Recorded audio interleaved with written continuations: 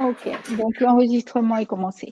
Donc, une précision que je voudrais donner par rapport à hier, je ne sais pas si j'ai donné l'impression que, bon, je ne suis pas contre la Sotoshu ni contre les structures. Je pense que les structures, c'est absolument nécessaire parce que s'il n'y a pas de structure, il n'y a pas de pérennité. S'il n'y a pas de structure, il n'y a pas de continuité de quelque chose.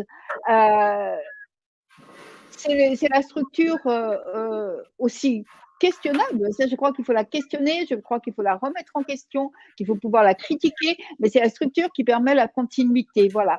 Et il y a des choses à critiquer dans toutes les structures, et notamment dans l'école Sotozen, on va le voir par rapport à ce qui s'est passé au moment de Meiji, par rapport à ce qui s'est passé alors au moment de la guerre, on n'en parle pas, ce qui s'est passé avec des gens comme Kudo Nishiyama, mais voilà, on peut la remettre en question. Il y a différentes façons de remettre en question les choses. Soit ça va être comme l'ont fait d'une certaine façon Ryokan et Maître Moriyama, ça veut dire en se mettant de côté, en se mettant à l'extérieur, mais en étant toujours dans la structure, mais avec de la distance. Soit comme l'a fait Menzan ou Dohaku ou Menzan, en questionnant, en essayant de faire bouger les choses qui leur semblait pas juste. Et ça, c'est quelque chose que font beaucoup, et c'est pour ça que j'ai toutes les données et les textes que font beaucoup les Américains. Ils ont des très bons, je sais pas comment dire, érudits, chercheurs, mais aussi pratiquants, des personnes qui ont souvent passé des années au Japon dans des temples, qui sont des gens de la pratique, mais qui sont des enseignants universitaires. Ce qui veut dire que si on est enseignant dans une université aux États-Unis, il faut publier. Donc après, ça va être offert au public. Donc, moi, j'ai beaucoup de ressources là et je regrette, ça c'est la dernière parenthèse, que ça ne se passe pas de la même façon en Europe. Voilà. Donc, donc, c'est pas une critique absolue, je ne veux pas que ça n'existe pas, mais je pense qu'encore une fois, tout doit pouvoir être mis en question et questionné et critiqué. Voilà. Ça, c'est ma première intervention. Et maintenant, j'écoute. Est-ce qu'il y a quelqu'un qui peut me parler un petit peu, si vous avez parlé hier entre vous, si vous avez vu des choses ensemble, est-ce qu'il y a quelqu'un qui peut m'en parler? Comment ça s'est fait, je je crois que c'est Françoise qui va intervenir. D'accord. Si Françoise, elle peut venir un peu devant, là, à côté de Luc, ou à la place de Luc, comme ça, je la verrai et je l'écoute. Bonjour, Sensei. Voilà, alors d'abord, on a passé pas mal de temps à compléter nos notes. En fait, on s'est posé des questions, là, on avait des trous, etc. Donc, on s'est donné des explications les uns aux autres. Et puis, en fait, on s'est dit que d'abord, on a tous été interpellés par ce que vous disiez avec les petits cailloux qui apparaissaient comme un fil conducteur. Et on s'est dit finalement, ces réformateurs, ils ont voulu revenir aux éléments essentiels du Shobogenzo en l'adaptant au XVIIe siècle. Et en fait, c'est un petit peu on se disait, c'est un peu aussi ce qu'a fait Maître Moriyama après, parce qu'il a travaillé avec les laïcs et puis il a ordonné 2 femmes occidentales, ce qui ne devait pas être évident non plus au Japon. Et puis, c'est ce qui s'est fait aussi après à la demeure sans limite, c'est-à-dire qu'on s'est dit, vous avez aussi adapté l'essence de l'enseignement. Oui, c'est vrai. Et à la France du XXIe siècle. Et on pensait par exemple au bol, où oui, on n'a pas le setsu, on a du pain, il y a de la confiture, voilà, on ne mange pas avec les baguettes, donc ça a été adapté, mais en gardant l'essence vraiment et en gardant Oui, c'est vrai. Je n'avais pas pensé à ça. Pour Maître Moriyama, c'était évident. Hein. Quand je parlais des petits cailloux, c'était vraiment ça. Quand j'ai dit que pour moi, Maître Moriyama, il était justement pas un réformateur comme Dohaku Menzan, mais pas non plus quelqu'un complètement extérieur comme Ryokan, et que tout ce que je lis dans les réformes, et on va le voir encore là aujourd'hui, pour moi, c'est je retrouve Maître Moriyama, c'est pour ça que je vous en ai parlé, hein, sinon c'était pas, voilà. Oui, mais j'avais pas du tout pensé à moi ni à la demande sans limite en fait. Ouais. Alors, on a été aussi très étonnés, en fait, enfin, pas étonnés, mais on est toujours, pas cette fois-ci, mais on est toujours étonnés quand on lit à travers l'histoire du zen, des querelles, des dissensions et parfois des conflits très graves. Et on se dit en même temps, ces conflits, on continue à les retrouver maintenant, parfois dans certains groupes, dans certaines associations. Et ça, c'était cette réflexion où on se disait, oui, c'est toujours étonnant, en fait, et en même temps, ça existe. Non, c'est pas du tout étonnant. C'est étonnant parce que je dois dire, et moi, c'est ce que je souhaiterais voir arrêter, vous idéalisez les choses, vous idéalisez les gens. Vous voyez? Si vous idéalisez les gens, bien sûr, vous êtes étonné après. Mais si vous ne les idéalisez pas, si vous les voyez comme un être humain, eh bien oui, chaque être humain tient à ces choses. C'est cette histoire. Moi, je crois que le drame de l'école Soto, c'est cette histoire d'illumination et de mots de maître et de penser que tous les maîtres sont illuminés, que tous les moines de l'école Soto qui sont à travers les temps sont illuminés.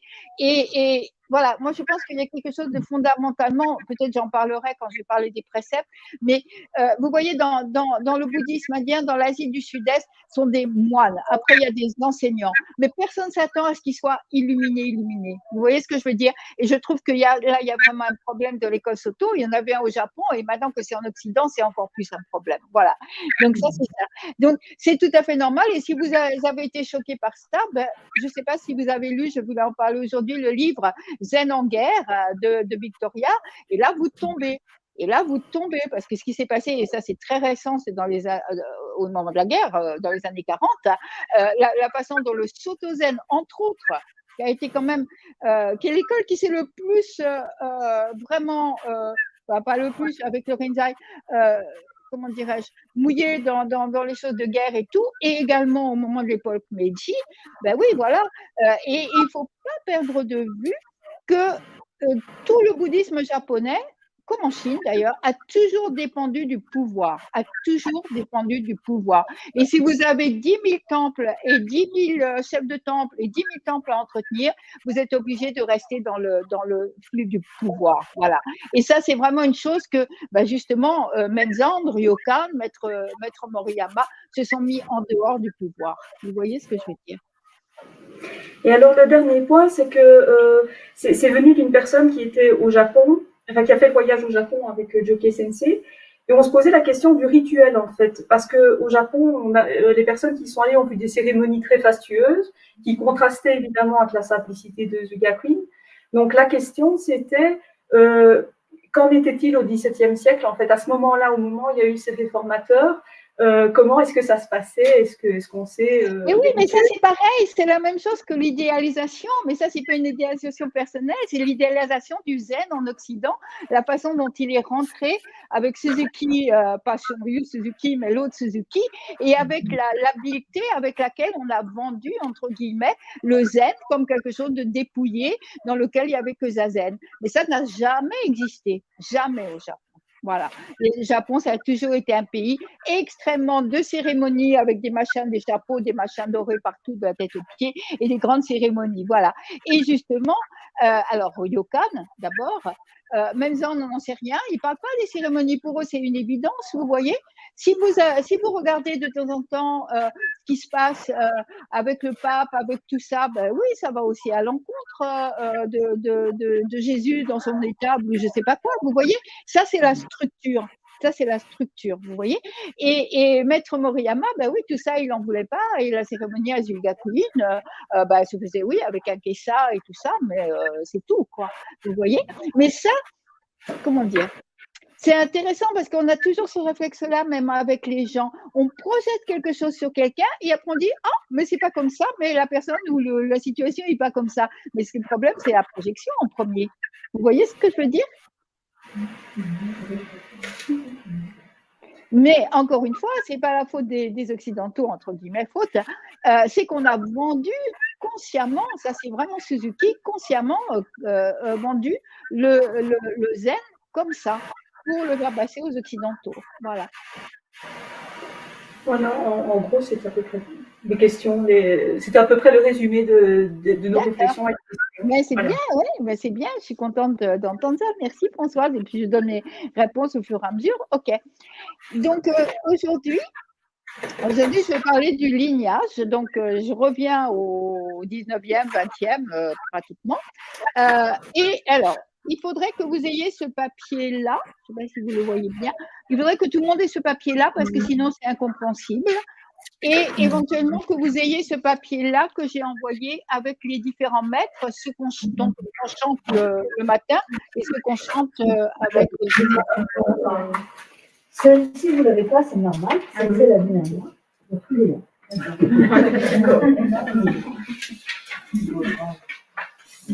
Et donc, vous l'avez. Ok. Et vous avez les dates, c'est ça, tu as mis les dates, hein, oui. Voilà, ça fait un point de repère. Et dans les dates, il faudrait rajouter l'époque Meiji. Hier, on a parlé de Kamakura, comme l'époque, les shoguns, le pouvoir, etc. Et là, aujourd'hui, tout ce dont on va parler se place dans l'époque Meiji, c'est-à-dire 1868-1912.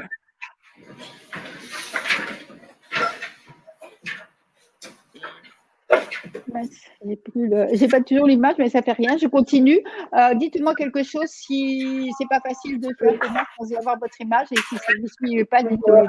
Mais attendez, est-ce que je l'ai mise l'image? Non, elle y est l'image. Non, mais c'est pas toi, ça c'est la connexion, ça c'est pas toi. Oui. Ok. Donc l'époque Meiji, ça c'est très important. Vous êtes un certain nombre à l'avoir étudié. Hein. Je crois quand on a fait le livre de Guillaume Ducœur, ça faisait partie des questions sur les retraites en ville. Donc l'époque Meiji, c'est très important parce que c'est le deuxième choc du bouddhisme. J'ai parlé du 18e et là on est au 19e.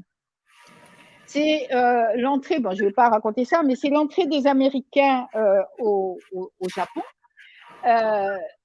Le Japon, c'est très habilement, et ça a été le pays qui a fait ça le plus intelligemment, s'est arrangé pour que ce soit une entrée pacifique et pour aller vers l'Occident plutôt que de laisser l'Occident l'envahir comme a fait la Chine. Mais c'est un deuxième choc parce que cette arrivée de l'Occident au Japon, le Japon était fermé depuis 2 siècles et demi, a provoqué une vague de nationalisme. Je ne sais pas si c'est la première vague, mais c'est une des plus fortes vagues de nationalisme au Japon. Et ce nationalisme s'est porté sur tout et également sur le bouddhisme. Bouddhisme et Shinto, c'était complètement, complètement ensemble. Hein. Dans les temples bouddhistes, il y avait toujours une partie Shinto. Enfin voilà, il n'y avait plus la différence. Le bouddhisme, c'est le bouddhisme, il faut dire, avait vraiment absorbé le Shinto en déclarant, oui, c'était les ancêtres des Bouddhas. Et puis maintenant, il y a le Bouddha qui est arrivé. Bon, j'exagère, mais c'était quand même un peu ça l'idée. On avait des précurseurs du Bouddha, qui étaient les kami, etc., etc. Et puis après, on avait le Bouddha. Donc ça s'est pas du tout passé avec le nationalisme ambiant de Meiji. Et d'abord, on a voulu séparer ce qui était bouddhisme et ce qui était Shinto et mettre en valeur le Shinto, que les vraies valeurs japonaises. Hein. Le Shinto, c'est même pas quelque chose auquel on peut se convertir. Le Shinto, c'est la terre japonaise même. Hein. Et le bouddhisme était vu, et c'est très présent encore au Japon, comme une religion étrangère. Étrangère par rapport à la Chine, parce qu'il y a toute l'ambiguïté de la relation Japon-Chine, et étrangère à cause de l'Inde. Et donc, M. Guimet, par exemple, il est arrivé par chance, je ne sais pas comment à ce moment-là, et toutes les statues qu'on a au musée Guimet, elles viennent de cette époque-là, parce qu'on a brûlé les statues, on a vidé les temples, on a enlevé les moines, etc., etc. Et il a fallu que les écoles trouvent un moyen de survivre à travers ça. Hein.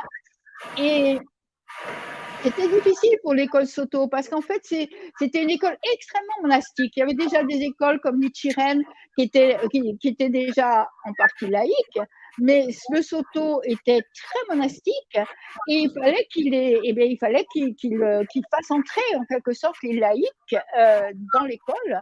Et par exemple, c'est le Shishogi. Le Shishogi, qui ne parle pas du tout de Zazen, il a été compilé, hein, c'est des morceaux du Shobogenzo reconstitués comme ça, à cette époque, parce qu'il s'adresse aux laïcs. Et donc, on ne leur parle pas de Zazen, parce que les laïcs, on sait qu'ils ne font pas Zazen. Et en 1872, alors c'est un petit peu ambigu, là, j'ai plusieurs textes avec des données différentes, mais malheureusement, je n'ai pas retrouvé mon texte de base parce que j'ai beaucoup de livres et je ne savais pas où il était. En 1872, il y a la première autorisation des ceux qui étaient des moines, qui ne vont plus être des moines, que je vais appeler maintenant des chefs de temple, la première autorisation de se marier, de porter des vêtements civils, de manger de la viande, c'est-à-dire de revenir complètement à une vie civile et donc de devenir des chefs de temple. Et la première personne dont j'ai parlé, vous voyez en haut du lignage, c'est Nishiari Bokusan Kine Zenji, parce qu'il a été en tête du refus de cette mesure. Il a fait circuler des pétitions, etc., mais ce n'est pas passé et la mesure a été acceptée.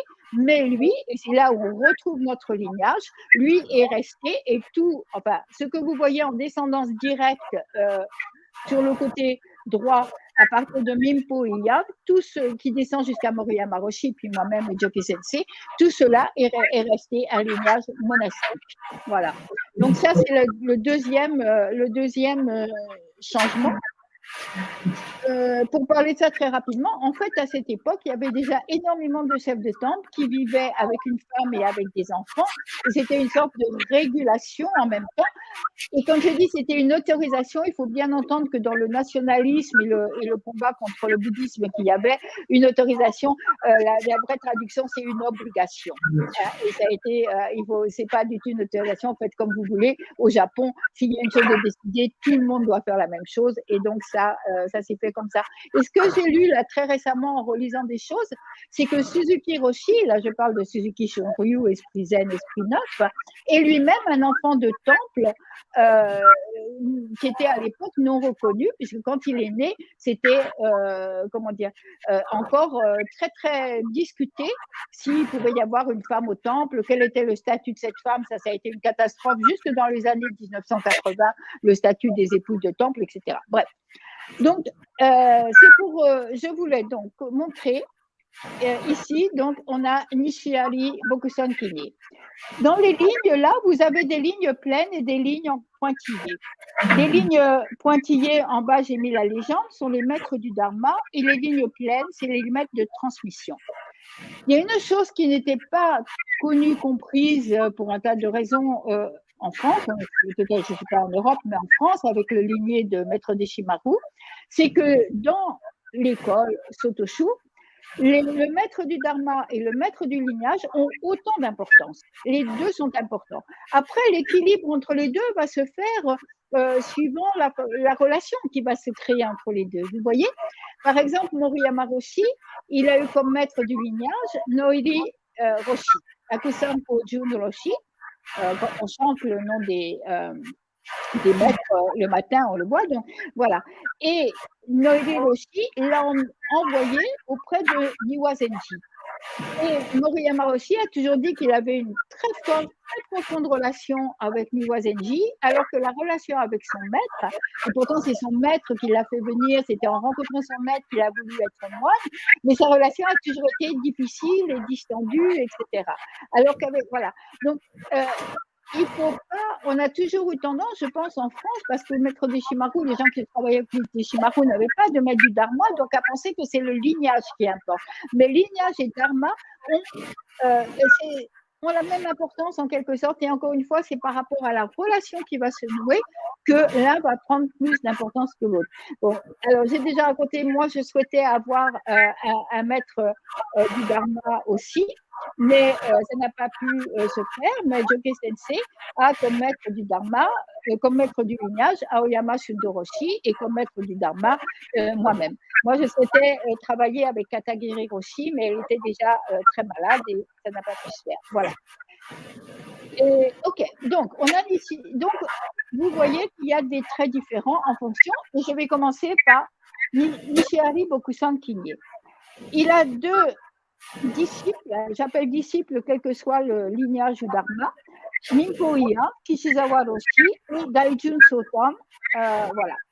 Minpo Iya, vous le reconnaissez, on en parle aussi beaucoup, c'est Kishizawa Roshi, et je vais parler de lui parce que ça va être vraiment le, comment dire, le grand maître de toute la suite du lignage.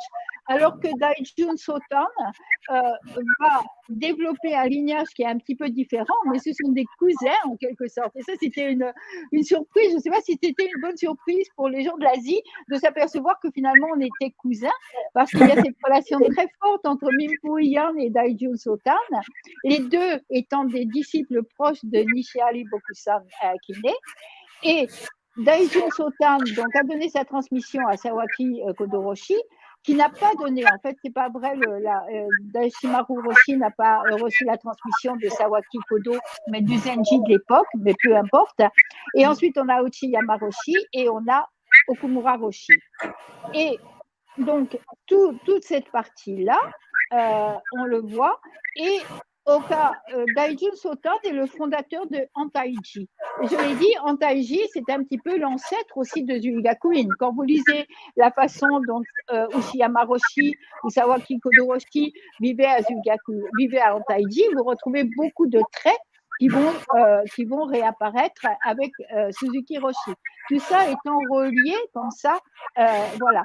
Et Minpo Yan, Kishizawa Roshi, va être le troisième abbé dans Taiji, donc on continue avec cette partie-là, et surtout, il va être le maître du Dharma de Suzuki Roshi. Donc, vous voyez, c'est vraiment une chose, pour moi, c'est une chose extraordinaire, toujours. Je suis arrivée dans un temple, au fin fond de la montagne, à 5 km de la première route. Il n'y avait pas d'eau, pas d'électricité, rien. J'ai vécu là toute seule. Ensuite, j'ai vu arriver un petit moine, en quelque sorte, habillé, je ne sais pas comment, à la Zuigakuin, avec un haut de samoué, un bas pas la même couleur, pas du tout les grands temples. Et un jour, j'ai réalisé qu'on avait un des lignages les plus prestigieux qu'on puisse imaginer. C'est pas que ça me rende, attention, c'est pas que ça me rende plus ou moins illuminée, tout ça. Hein. C'est au contraire une chose parce qu'il y a eu tendance, hein, il y avait quelqu'un des Tibétains qui me disait, il y a plein de gens qui veulent être ordonnés par le Dalai Lama parce qu'ils pensent que ça va aller. Voilà. Eh bien non, pas du tout.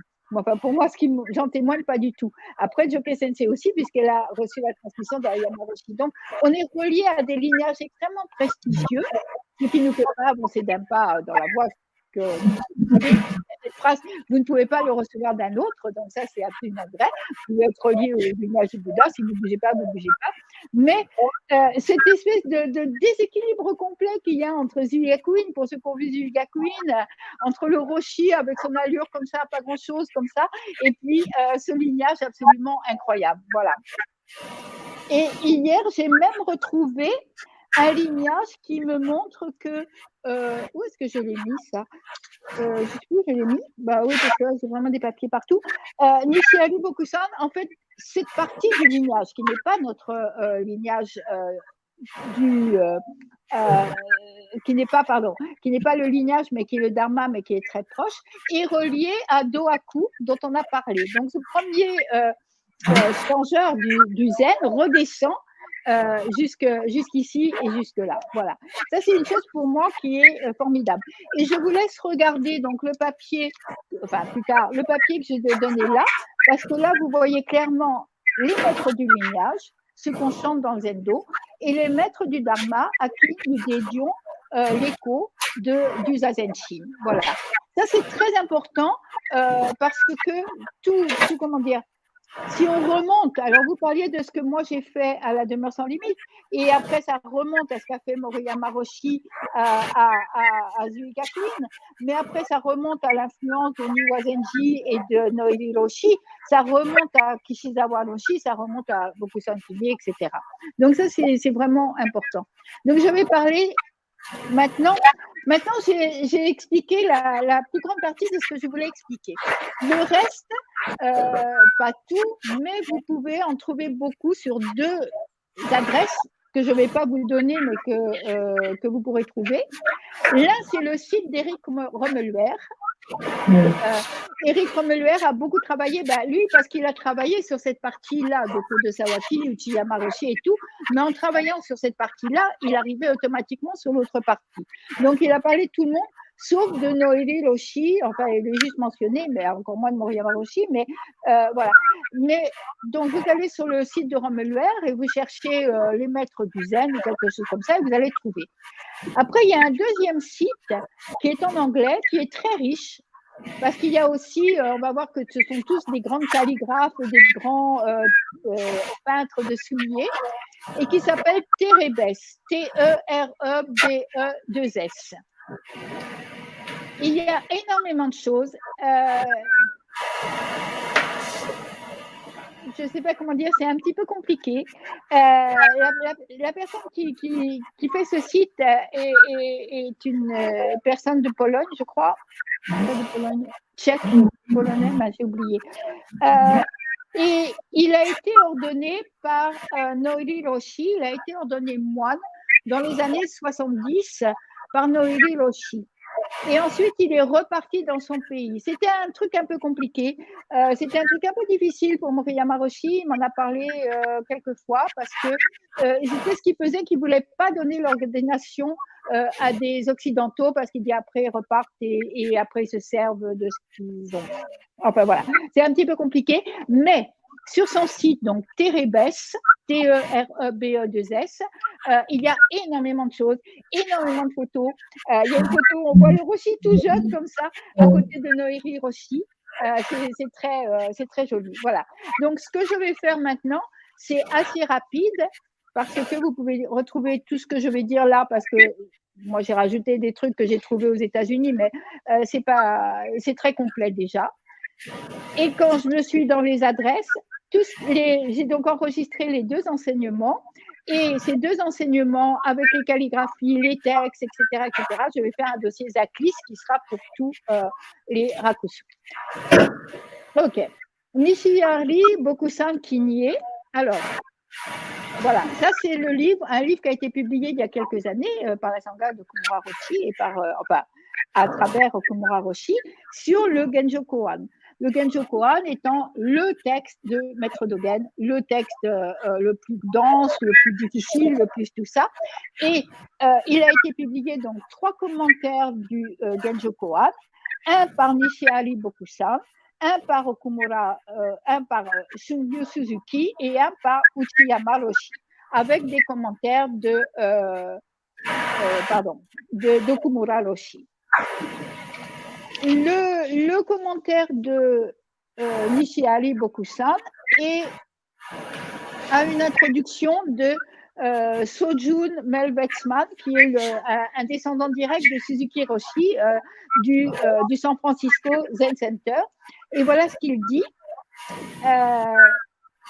Donc, c'était le plus grand érudit de Maître Dogen, du Shobogenzo, pour la dernière partie du 19e siècle. Et aujourd'hui encore, un texte qu'il a écrit qui s'appelle le Shobogenzo Keiteki est le texte le plus étudié comme des commentaires du Shobogenzo aujourd'hui encore, à la fois dans l'université du Soto que dans toutes les études faites pour le Soto Zen.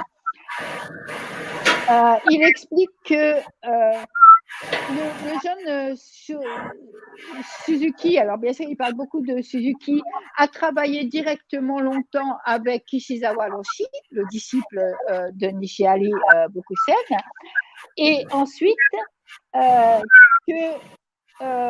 toujours en parlant de Nishihari Roshi, Zenji par contre, qu'il était non seulement un érudit de Dogen, mais que, dit-il, sa compréhension est née de nombreux zazen, de pratiques très strictes et de cette intuition du zen qui lui a fait toujours chercher avec un esprit ouvert.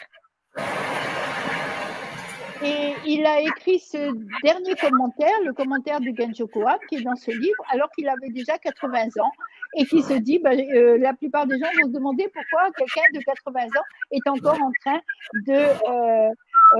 d'essayer à enseigner au monde, mais je pense qu'il faut enseigner jusqu'au dernier moment. Et il a une très longue carrière dans les temples, Et il a été finalement, en 1901, il est devenu le supérieur de Sojiji. Donc, il y a ces deux temples racines, on va dire, Eiji de Maître Dogen, Sojiji de Keizan Jokin, et les supérieurs de chacun des deux temples sont appelés des zenji. C'est le plus haut titre qu'on peut avoir, et à ce moment-là, généralement, l'empereur envoie une robe rouge et un nom honorifique, tout ça, voilà. Donc, c'est cette continuité de l'érudition, hein, c'est pour ça que j'ai parlé de Menzan Dohaku, il y a cette continuité de l'érudition, du travail sur le Shobogenzo, et de la volonté de présenter le Shobogenzo, de le commenter, de le rendre le plus accessible, on va dire, possible. Et c'est intéressant parce que, alors, il a eu ses conflits, hein, puisqu'il était contre le mariage, il était contre cette vie civile, tout ça, mais il a quand même donc monté beaucoup dans l'école du Zen, et on dit qu'il était toujours très proche, très enthousiaste. Ça m'a rappelé aussi Maître Moriyama, parce que par exemple, à cette époque, le Japon a commencé à avancer dans le Hokkaido, cette grande île du Nord, comme ça, et qui était pas encore complètement, entre guillemets, japonaise. Hein. Et lui, il est allé tout de suite pour fonder des temples, pour apporter en quelque sorte les enseignements sur place. Voilà, en gros, ça m'intéresse. Moi, bon, tout ça, vous pouvez le trouver. Et ensuite, je passe à Kishizawa Minpo Iyan. Kishizawa Minpo Iyan, il a une vie un petit peu.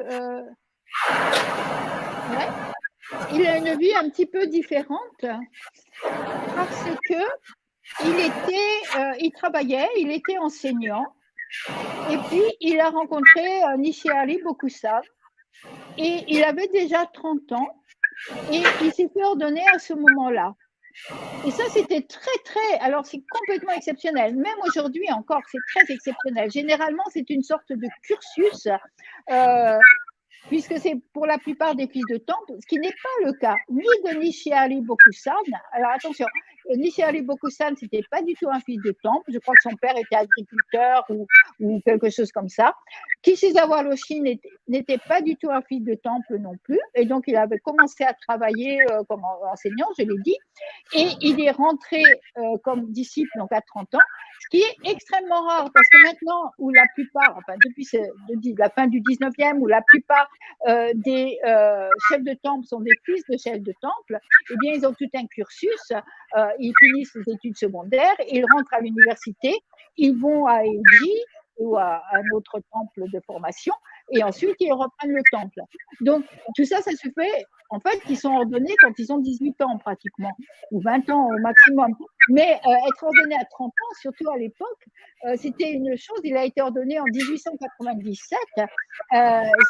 C'était vraiment absolument incroyable. Il a reçu la transmission en 1898 pour dire la façon dont il s'est jeté. C'est vrai que la transmission vient toujours assez tôt dans ce lignage. Il s'est jeté vraiment dedans. Alors, on sait plusieurs choses. D'une part, qu'il a été. Alors, j'ai trouvé ça dans Romeluère. Il était peut-être l'interprète principal du Shobogenzo de son temps.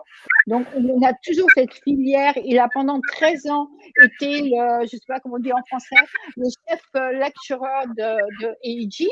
C'est lui qui donnait tout l'enseignement sur le Shobogenzo aux moines. Après, il a écrit des livres, il a fait des conférences, etc. Et il a été aussi donc l'enseignant du Dharma de Suzuki Roshi. Il a travaillé et il a été aussi admiré beaucoup donc, par Daijun Soto, Oka Roshi, le fondateur de Daiji. Et surtout, il était connu parce que sa pratique de base, parce que justement, il était vieux quand il a commencé à entrer dans les temples. Sa pratique de base, c'était les prosternations. Et voici ce que dit Suzuki Roshi. J'en ai envoyé une partie, mais je vais le relire, ça ne fait rien. Kishizawa Roshi. Suzuki Roshi commence par montrer les 3 prosternations Hai-Hai. Il dit s'incliner est très important, une des pratiques les plus importantes. En nous inclinant, nous pouvons éliminer nos pratiques égoïstes et égocentriques. Mon maître Kishizawa Roshi avait un cal sur le front parce qu'il s'inclinait et s'inclinait et s'inclinait tant de fois. Il savait qu'il était très obstiné, une personne têtue. Alors il s'inclinait et s'inclinait et s'inclinait. Et il entendait toujours dans son oreille pendant ce temps-là la voix grondeuse de son maître. C'est pourquoi il s'inclinait. Parce qu'il avait rejoint le monastère quand il avait 30 ans, c'était très tard. Alors son maître l'appelait toujours le jeune homme qui a rejoint l'ordre récemment. Et il disait aussi le moine qui a rejoint notre monastère quand il était vieux. Et Suzuki Roshi commente, si nous rejoignons le monastère quand nous sommes jeunes, nous avons peu d'expérience, il est facile de se débarrasser de notre égoïsme. Mais quand nous avons une idée de nous-mêmes très têtue et égoïste, il est difficile de s'en débarrasser. Donc il a toujours été grondé parce qu'il a rejoint le monastère si tard. Mais gronder ne veut pas dire insulter. En fait, son maître ne le grondait pas vraiment, son maître l'aimait beaucoup à cause de son caractère têtu. Et moi, ça m'a rappelé quelque chose, parce qu'on peut être têtu, il y a des bons et il y a des mauvais côtés. Et une fois, je ne sais pas, j'avais discuté avec le Roshi. Bon, le Roshi admettait la discussion jusqu'à un certain point, ce qui est déjà exceptionnel pour un Japonais, parce qu'il avait eu l'habitude des États-Unis. Et j'étais embêtée le soir d'avoir discuté. Et je suis allée j'ai demandé l'autorisation de rentrer dans son bureau. Et là, j'ai fait senpai. Et je me suis excusée en disant, je sais, je suis têtue. Et le Roshi m'a regardé et m'a dit, es-tu good? Es-tu good? Il lui a dit, mais si tu n'étais pas têtu, tu ne serais jamais arrivé jusqu'au Japon, tu ne serais jamais resté à Zulgaku. Et c'est vrai. Voilà. Donc, il y a des bons côtés de têtu et des mauvais côtés de têtu. Alors, bon, on espère qu'on a les bons côtés, mais on a le mauvais avec. Mais Kishizawa Roshi a dit, à 70 ans, il a dit, quand j'étais jeune, j'étais comme un tigre, mais maintenant, je suis un chat. Il était très heureux d'être un chat. Et il continuait à s'incliner. Et Suzuki Roshi dit, c'est éliminer notre idée égocentrique. Ce n'est pas si difficile. En fait, ce n'est ni facile ni difficile, c'est une pratique précieuse. Le résultat n'est pas important, mais l'effort pour s'améliorer est précieux et il n'y a pas de fin à notre pratique. Kishizawa Roshi, quand on lui demandait jusqu'où il fallait baisser la tête pour s'incliner vers le sol, répondait que le front devait toucher le sol et il ajoutait « Je voudrais m'incliner encore plus bas, mais le sol m'en empêche. » Voilà, ça c'est la présentation. Pour moi, les choses les plus importantes, la bio, ça m'intéresse moyen, mais voilà, comprendre ça. Et je vous ai demandé de lire Graines de karma, merci à Jockey qui l'a retapé, de lire Graines de karma qui donne, on ne va pas le faire maintenant, mais pour que vous compreniez la relation entre Suzuki Roshi et Kishizawa Roshi. Et aussi le texte que j'ai envoyé, que j'ai trouvé très rigolo, parce qu'en fait, ce qu'ils nous disent tous, c'est que ce soit Nishihari Bokusan Roshi ou Kishizawa Roshi, ils avaient le sens de l'humour, ils étaient rigolos. Et je me suis dit, ça c'est vraiment drôle, parce que c'est vraiment une chose du lignage, parce que Moriyama Roshi était comme ça. Noeri Roshi, pas du tout, à ma connaissance. Ça saute une génération, c'est comme les parents et les enfants de cette génération. Mais Kishizawa Roshi, je ne sais pas si vous avez lu, alors encore une fois, excusez-moi, ce n'est pas le moment, vous regardez tout à l'heure, c'est l'histoire de l'hirondelle qui a fracassé ou qui a passé la porte. Voilà. Donc ça, c'était assez intéressant. Et dans Graines de karma, là aussi, c'est vraiment une histoire qui me touche. On a vu, enfin on n'a pas vu, mais Nishihari Bokusan Roshi, il était comme ça, Kishizawa Roshi aussi. On dit que c'était des maîtres très stricts. Alors ça, Noeri Roshi aussi. Mais très stricts par rapport à ce que j'ai lu hier de Menzan, des gens qui tapent dessus, etc., etc. Ça n'a jamais été comme ça. D'abord, on est encore une fois un lignage qui utilise très peu le Kyosaku, ou pas du tout dans le cas de Moriyama Roshi. Très strict, c'était pas avec les coups, c'était pas avec des insultes, mais très strict, c'était pour maintenir Zazen et les préceptes. Et ça m'a touchée parce que j'ai toujours entendu Roshi-san dire les deux ailes de l'oiseau, Zazen et les préceptes. Et les préceptes, Hier, j'ai raconté l'histoire de Menzan, pour qui les préceptes étaient l'entrée dans la voie, un des 3 pieds avec préceptes, méditation et prajna, et les préceptes dans notre lignage, et je parle lignage à la fois dharma et lignage, c'est très important. Et Moriyama Roshi a toujours parlé des préceptes. Et je trouve que c'est important parce que ce n'est pas... voilà, c'est parce qu'il y a, je pense qu'on remonte à Menzan et qu'il y a cette approche des préceptes qui est un petit peu différente. Voilà. Ensuite, je passe à alors, c'est dommage parce que Chuzan Ninko, j'ai cherché, je vais continuer à chercher, mais je n'ai absolument rien trouvé sur lui.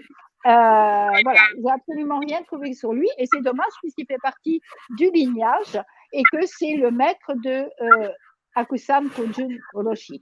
Je ne sais pas s'il a eu beaucoup d'importance parce que ce que j'ai lu aussi, Kishizawa Roshi était vraiment le maître à la fois de Noori Roshi et de Niwa Zenji.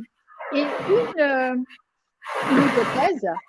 une hypothèse qui vaut ce qu'elle vaut, on ne sait pas trop, c'est que si on regarde la différence entre Niwa Zenji et Noori Roshi, Niwa Zenji, vous le savez, vous avez forcément entendu parler de lui, il est devenu aussi le Zenji, mais cette fois-ci de Eiji. Ce qui est déjà curieux parce que ça fait des branches sur Sojiji et des branches sur Eiji, et ça c'est extrêmement rare aussi dans tous les lignages. Donc Niwa Zenji, il a été le Zenji de Eiji, donc très public en quelque sorte. C'est lui qui porte la pratique du Soto Zen. C'est lui qui a beaucoup aidé et qui a ordonné les disciples de Maître Deshimaru. C'est la pratique d'un Zenji. Quand quelqu'un est orphelin, entre guillemets, dont le maître est mort avant d'avoir pu recevoir la transmission, on reçoit la transmission à travers le Zenji. Donc, il a une position très publique. Noiri Roshi, de son côté, était dans un petit temple, petit, pas très petit, mais était dans un temple. Il a eu très peu de disciples. Il est connu au Japon pour être extrêmement, alors là, extrêmement sévère aussi. Il était, alors, par rapport à ce qu'a dit Françoise, en fait, il a fait une chose assez extraordinaire, c'est que ses 2 premiers disciples étaient des nonnes. Le Roshi est arrivé comme 3e disciple et ses 2 premiers disciples, les 2 premières disciples étaient des nonnes. Ce qui au Japon était absolument, alors plus qu'exceptionnel, du jamais vu. Voilà. Et le Roshi, en fait, c'est très important, la place des senpai, des plus anciens. Le Roshi a beaucoup souffert parce que pour lui c'était difficile, il a beaucoup souffert parce qu'il dit oui bien sûr elle ne me battait pas et tout ça comme j'aurais été battue si ça avait été des disciples hommes, elle me passait, je me rappelle qu'elle me passait et ça pour lui c'était vraiment extraordinaire. Et Noiri Roshi donc a une réputation, Suzuki Roshi aussi a parlé de lui. Et après, le fils, enfin, il y a tout, là aussi, il y a beaucoup de choses mélangées dans le lignage. Mais ce que je veux dire, c'est que donc, pour montrer la spécificité, qui n'était pas non plus un chef de temple. Il n'y a personne dans ce lignage, ni chef de temple, ni Noiri Roshi, ni Niwa Zenji, ni Moriyama Roshi, qui a eu un oncle qui était chef de temple, mais pas ses parents. Et un jour, Noiri Roshi s'est mis en face de sa sangha laïque.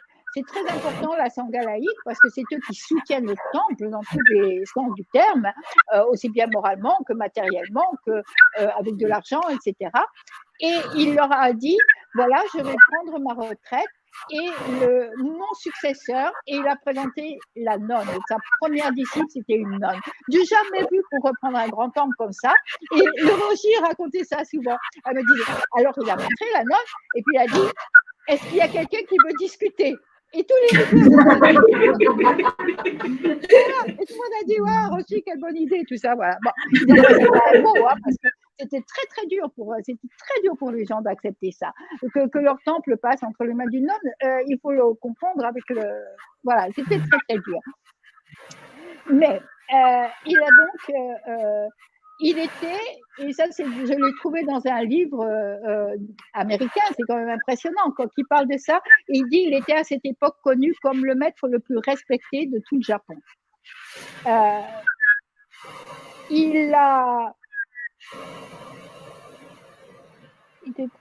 Excusez-moi, je continue. Noiri Roshi, il admirait beaucoup Suzuki Roshi. Quand il parlait de lui, il admirait beaucoup. C'est important pour nous parce que l'esprit zen, l'esprit neuf, c'est forcément quelqu'un, c'est forcément un livre avec qui. Donc, Suzuki Roshi a travaillé avec le maître du Dharma, donc avec Kishizawa Roshi, et donc ils se connaissaient, Norio Roshi et Suzuki Roshi. Là déjà, on est à une génération plus bas, et il admirait la perfection. Il parlait de la perfection avec laquelle il marchait, avec laquelle Suzuki Roshi dépliait son zagu, avec laquelle il s'inclinait. Et il dit que cela qu'on voyait à travers les actes de Suzuki Roshi, la paix intérieure de Suzuki Roshi, et que ça, c'était le fruit de nombreuses années de pratique. Et parce que bon, c'est toujours Norio Roshi qui explique cette perfection intérieure, cette immense paix intérieure. Pour lui, elle vient du zazen dans la vie quotidienne. Alors, on est toujours, et là on va retrouver ça bien sûr à travers Moriyama Roshi, on est toujours dans le zazen dans la vie quotidienne, c'est-à-dire appuyé sur les préceptes, dit Norio Roshi, de sorte que la nature de Bouddha puisse apparaître dans chaque acte au quotidien. C'est toujours ce que disait ensuite Moriyama Roshi, sortir le zazen du zendo et s'appuyer sur les préceptes.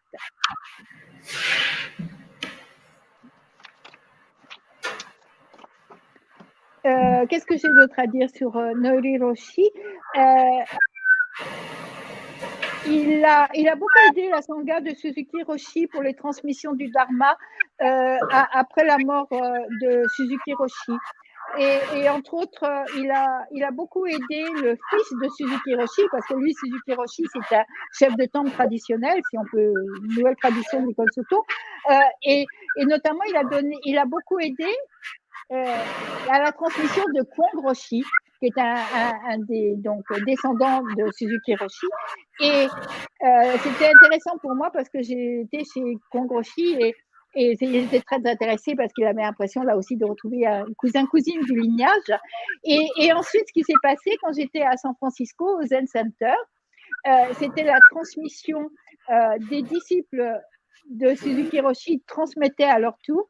Et Moriyama Roshi a beaucoup aidé Zenke Blanche Hartmann aussi pour comprendre la transmission. Et j'ai lu que Norio Roshi était un des érudits de la transmission au Japon.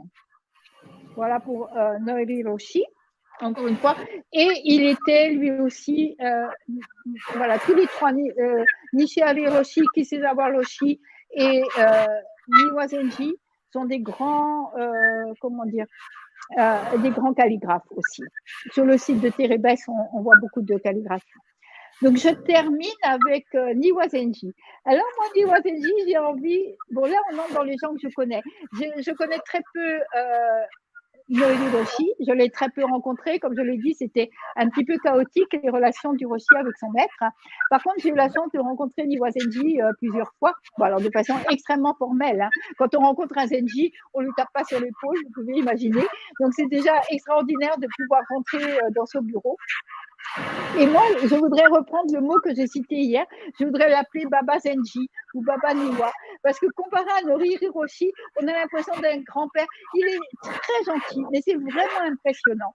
Les quelques fois où j'ai accompagné Moriyama Roshi à Eiji pour aller le rencontrer, pour différentes raisons, parce que Roshi aimait bien le rencontrer ou parler avec lui certaines choses. Alors bon, c'est très formel, on se change, on est habillé en grand machin, avec, voilà, on traverse Eiji, on est dans l'entrée, on attend, et puis on nous amène dans, enfin, c'est la salle de réception, c'est pas dans ses appartements, mais dans la salle de réception, il y a la table, il y a le thé, il y a des petits gâteaux, tout ça, et quand on arrive, tout de suite, paf, on déplie les agous et on fait les prosternations. Et ce qui était très impressionnant, c'est que Niwa Zenji a 80 ans, et ça, les gens de l'Asie, de Maître Deshimaru, quand ils l'ont rencontré, il y a la même chose, et il se levait et il faisait les prosternations. C'est une chose absolument incroyable d'avoir un Zenji qui fait des prosternations, voilà, devant les gens qui viennent le voir. Et alors, après, on se rasseyait. Et alors, bien sûr, quand on est déchi au Japon, on est un peu comme une valise. Voilà, on vous met là, on vous dit, on vous met là et tout ça. Donc, après, le Roshi et Moriyama Roshi voulaient parler ensemble. Et Moriyama Roshi me faisait signe de partir, comme ça, parce que j'avais fait son paille, voilà, c'était fini. Et Niwazenji me regardait et me disait, oh, Solewa, on porte les gâteaux, et puis il me donnait tous les gâteaux. Et moi, je restais en César à l'extérieur. Alors, en César, impeccable, vous étiez à Iji, hein, en César à l'extérieur pendant 1 heure, pendant qu'il parlait, en mangeant tous les gâteaux comme ça. Voilà. Mais voilà, c'était quelque chose, et cet équilibre qu'il y a entre Niwazenji et Noori Roshi, mais les deux, c'était vraiment des personnes, parce que Niwazenji, il a remis le zazen à Eiji, il n'y avait plus de zenji qui accompagnaient les zazen. Il était, avant d'être à Eiji, il était au Betsuin. Maintenant, vous savez ce que c'est qu'un Betsuin. Au Betsuin de Eiji à Tokyo. Et là aussi, il a reconstruit le zendo. Et c'est à ce moment-là que Moriyama Roshi l'a rencontré et qu'il a été son jisha, c'est-à-dire son assistant, envoyé par Noiri Roshi. La première rencontre de Moriyama Roshi était avec Noiri Roshi. Il l'a entendu parler, il était à l'université, il l'a entendu parler, il a changé d'université, il est allé à l'université du Soto-Zen et il a demandé à être ordonné et à rentrer, alors que oui, il savait ce que c'était un temple parce qu'il avait un oncle dans le même village, en fait, dans la même ville comme un temple, mais il n'était pas du tout destiné à entrer dans un temple. Et il a été ordonné par Noiri Roshi. Mais Moriyama Roshi était assez cool, si je peux utiliser ce mot pour lui.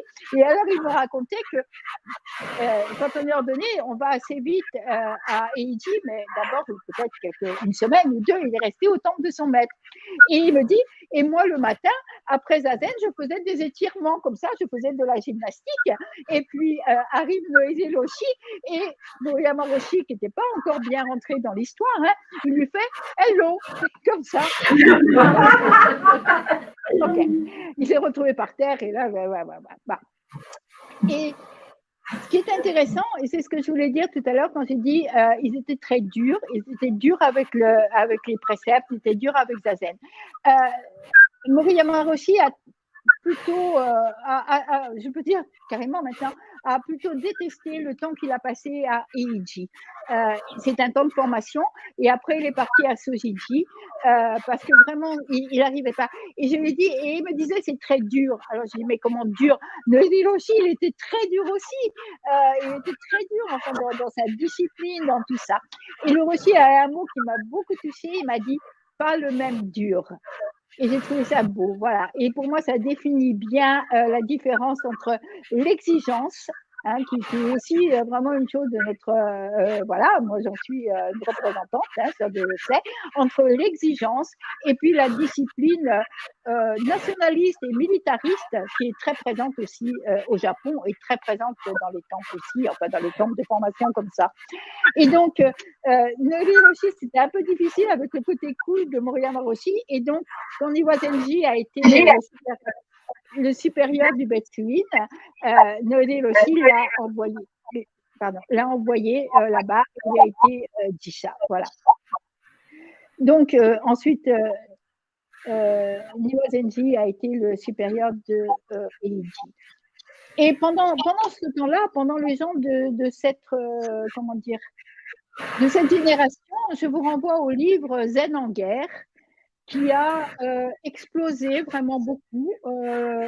Les communautés bouddhistes, Soto ou Rinzai,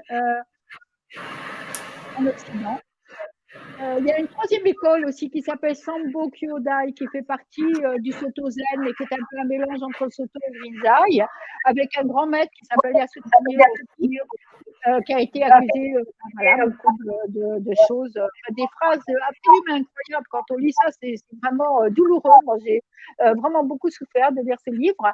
Kodo Sawaki, et ça a été un gros problème. J'en avais parlé avec des gens de l'Asie, ça a été un gros problème pour l'Asie aussi.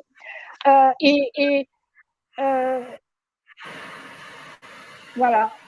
Et c'est un peu compliqué. Et pour moi, encore une fois, je vous le dis, pour moi, ça vient avec ce problème d'ordination mal comprise et où tout d'un coup on tombe parce qu'un maître peut dire des choses. Un maître, alors hier, c'est drôle parce que quand je suis là-dedans, hier, quand j'ai fait YouTube, je parle en ce moment, mes disciples et tout, et je suis partie, après je me suis dit pourquoi je suis partie là-dessus, mais je suis partie sur là-dessus en disant, mais moi je ne prendrai jamais le titre de maître, parce que ça me paraît, enfin voilà, quoi. Et j'ai parlé j'ai pas donné plus de noms, mais j'ai dit que ça ne me semblait pas logique qu'on s'appelle des maîtres, mais qu'on était des enseignants, etc. Voilà. Donc, tout ça s'est passé là. Et si j'en parle, c'est parce qu'un jour, avant le livre de Victoria, mais déjà, on entendait des choses, hein, on pouvait lire des choses. Une fois, j'en ai parlé avec le Roshi. Mais le Roshi, vous voyez, quand je le cite, il a cette façon très, comment dire, il était très lapidaire, ou enfin, il trouvait que c'était pas la peine de parler longtemps des choses.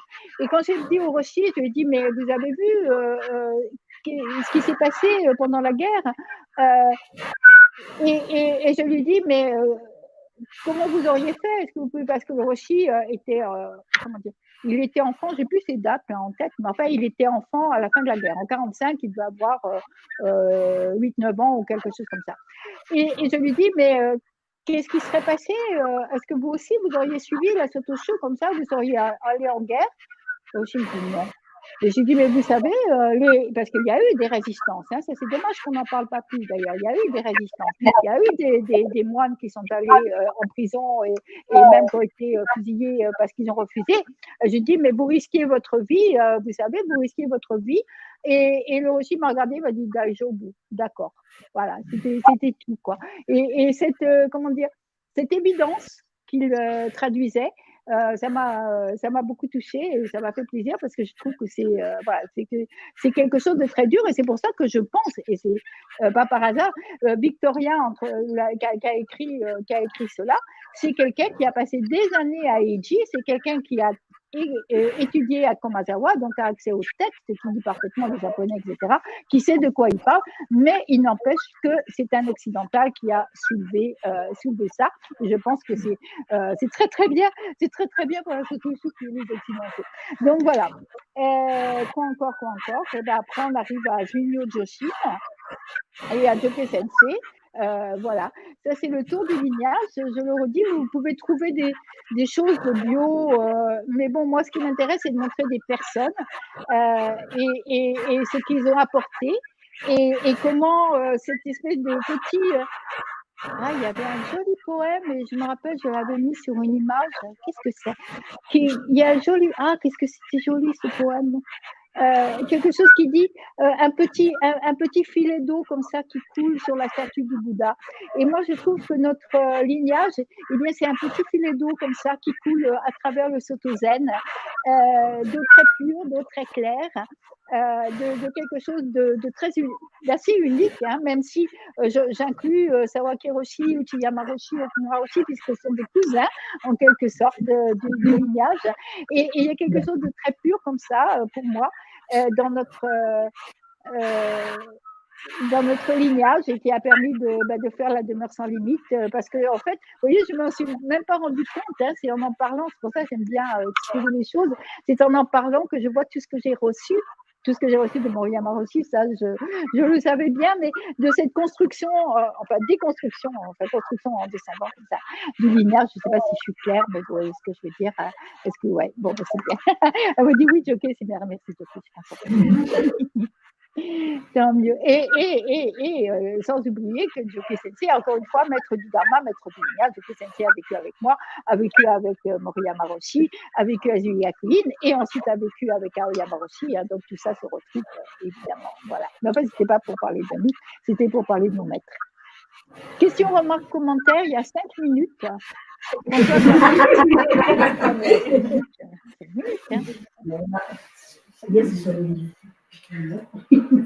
Ouais, Françoise, elle a la parole puisque.